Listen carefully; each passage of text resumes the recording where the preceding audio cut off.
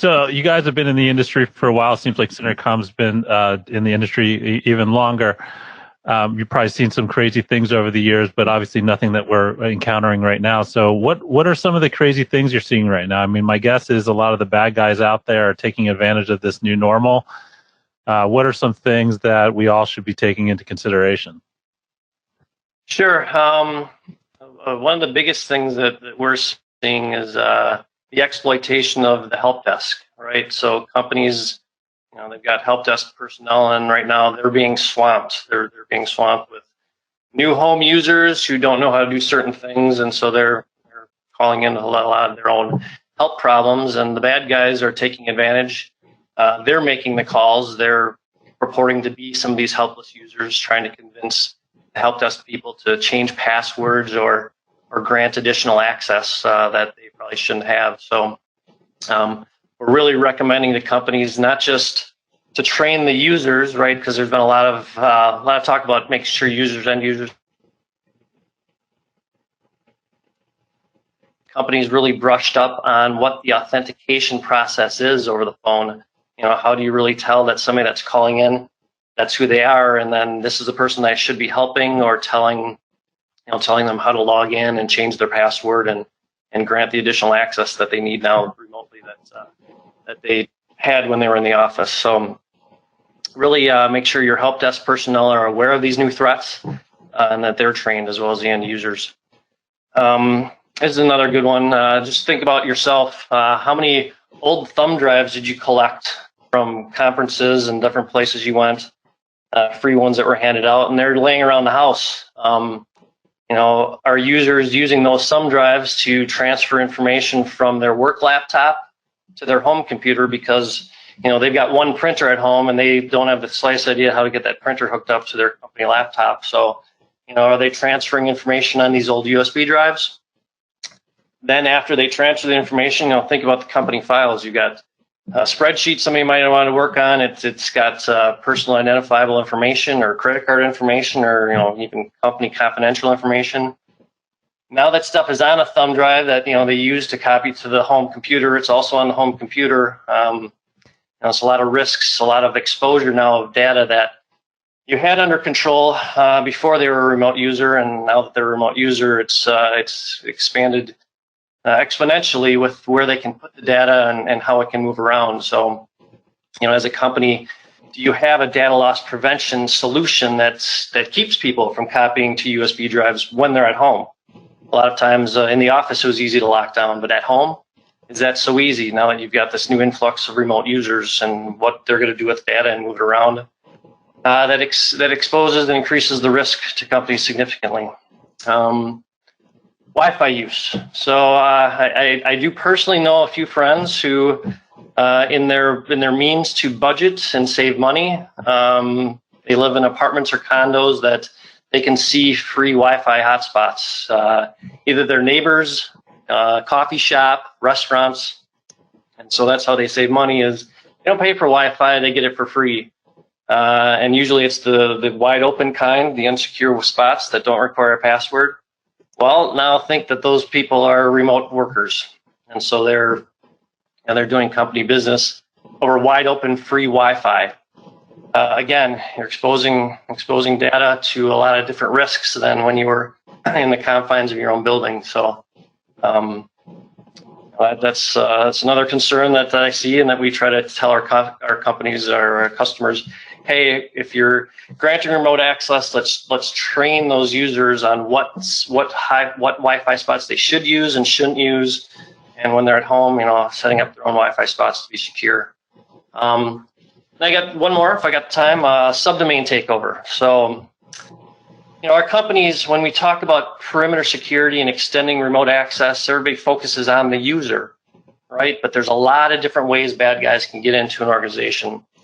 And subdomain takeover is one thing that our consultants use quite a bit for our customers to help them combat this. And what subdomain takeover is, so let's use Acme Company. I was a big Roadrunner fan in the day, and so Wile E. Coyote, that's where you would order everything. And so Acme Company has a domain. Their main domain is acme.com, and Wile E. Coyote, during a Special sale, they registered explodingdarts.acme.com, and that's where they sold their exploding darts. And then after the sale was over, they kind of let that domain expire. They didn't pay for it anymore. And one of their sloppy IT people left the DNS records that point to explodingdarts.acme.com. And those records are out there, easy to scan, and that's kind of what we've got tools that do this. They'll scan our customers' records and find any of these subdomains and make sure that they're legitimate. Because if they aren't legitimate, if they have been expired, then it's easy for a bad guy to take over to then start running and revive that subdomain.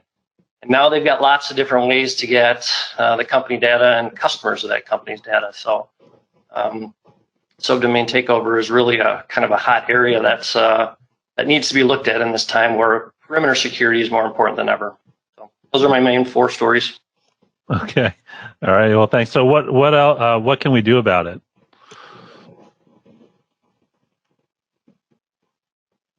Hi, yes, sorry, we jumped to the right slide here. I know this is kind of free form, but we tried to get some slides in.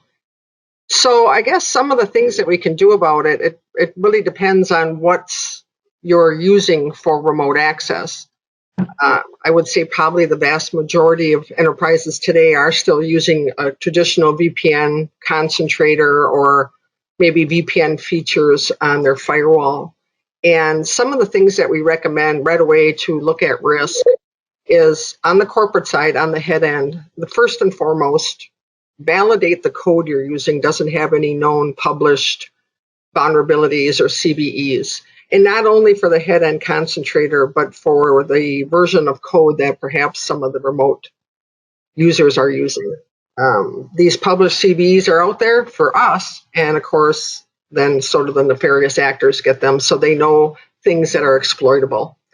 The last thing we want to happen is to have a vulnerability on your lifeline right now. The VPN concentrator is really your main connection to all your employees. Think of it like your core switch. You know, everybody's connected into this right now, and if you've got a known vulnerability that gets exploited, that could have been easily patched, obviously that's a high risk, and we could potentially knock out all your users. And I don't think many enterprises have a plan B. What if that device goes down? What are we doing? Is it H8 or do I have a whole separate option? Of course, then we want to make sure we've got good logging, and hopefully it's going to a SIM or a syslog or something. Because there's such an influx of users right now, we don't want to overwrite perhaps a small little local log and lose any kind of audit trail that we might need in case something does happen. You know, there's with all these remote users right now, and maybe 20–30% of them have been using remote access over the last months and years, and they're familiar with it. A big chunk of the people that are working remote right now probably never have. You know, maybe purchasing is working remotely now or they never did, or HR or whatever department. So they may not be familiar. They might get phished. How would you even know what happened if you don't have good logging or something going to your SIM to correlate that activity? And then, of course, data, data leakage protection. Not all files are meant to be off-site or to be in, outside of your normal control boundaries. So we need to make sure that there's a good way to protect and stop that, or at least have visibility that it's happening, so you know that we have to make sure we understand how that file is being used at home. Somebody just take and download the entire employee benefits package or payroll or something to a spreadsheet on a home computer. We need to make sure we can track that data, especially anything that's deemed as high value, high risk. Segmentation, same thing for remote access for VPN. A lot of people just spin up a tunnel and let the people come into the network, probably less restricted than they would be on the LAN. Maybe on your normal network, you've got engineering VLAN, you've got production VLAN, you've got accounting VLAN, you've got all these different VLANs, but when they come in VPN, that's gone. They're just coming in a pipe, and we have access to things that we normally might not have had. So how are you restricting those access controls, or can you even restrict those on your solution? It's probably a good question. We spoke a little bit about the redundancy and making sure that you've got a plan B or at least have some option for resiliency should something happen to that box or hardware or config. Split tunneling use, again, this is another thing that maybe hasn't been talked about in preparation for something like this, because the people that were using VPN were likely users that had a laptop and are used to working remote. Well, with this huge rush and this influx that we are having, that perhaps maybe the home PCs are now coming on the network. And it's not much different than the BYOD devices you have maybe on the LAN, if your policy allows that.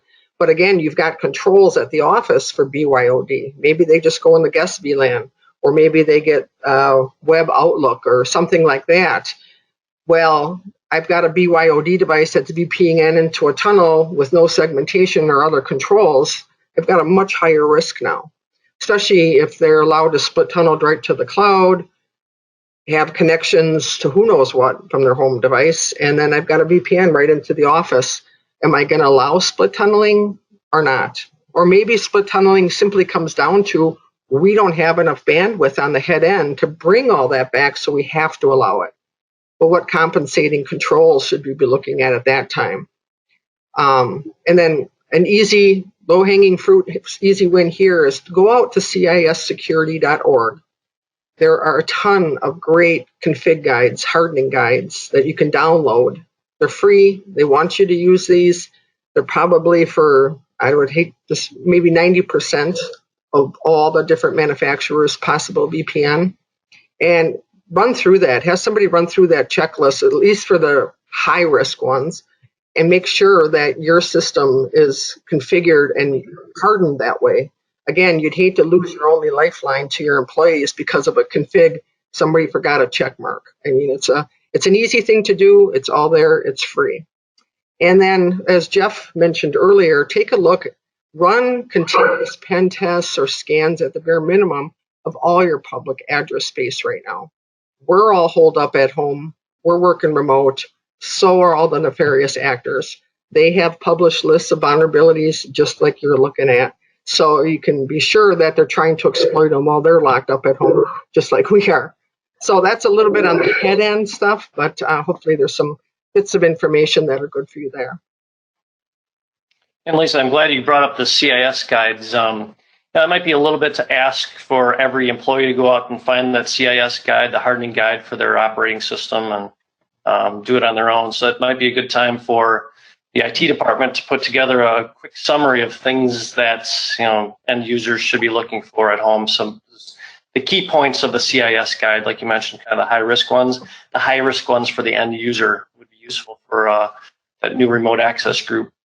Things like timeouts on the computers, because on their home computers, I'm guessing most people have turned off that automatic timeouts to lock the computer down.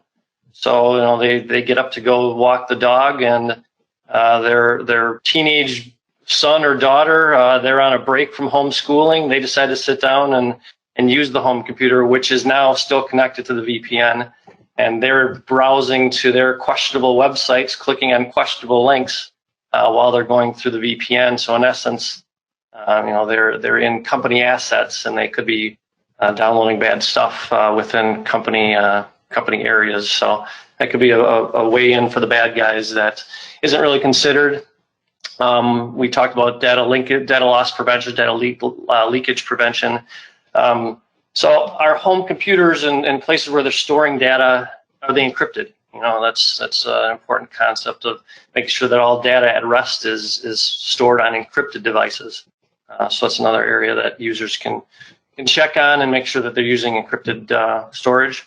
And then simple things like license usage. With all these people remote access now, are there software licensing requirements that when you're online from home and you're in some software, are you using up a license? And should you tighten up the procedures of, hey, when you're not using the software, please log out because somebody else needs to jump in, and you're tying up a license when you're, like I said, out for your 20-minute dog walk, or you're doing Pilates for a little bit to release tension. So just different areas that we didn't have to consider before this.